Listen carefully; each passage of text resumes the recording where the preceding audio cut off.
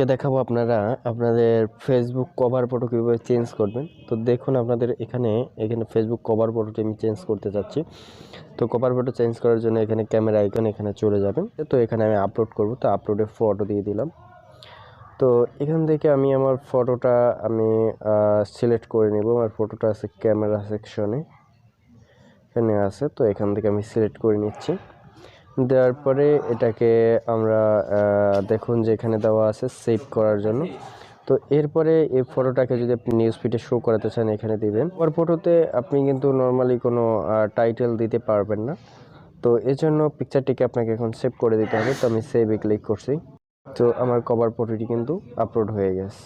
এখানে দেখুন যে আপলোডিং হচ্ছে, তো অটোমেটিক্যালি আপলোড হয়ে গেছে এবং এটা আমার দেখবেন যে ট্রেন লাইনে শো করবে। ওয়েট করতেছি, এই দেখুন এটা করতে শো করতেছে। তো আশা করি আপনারা বুঝতে পেরেছেন। তো এইভাবে আপনারা আপনাদের কভার ফটো আপলোড করবেন।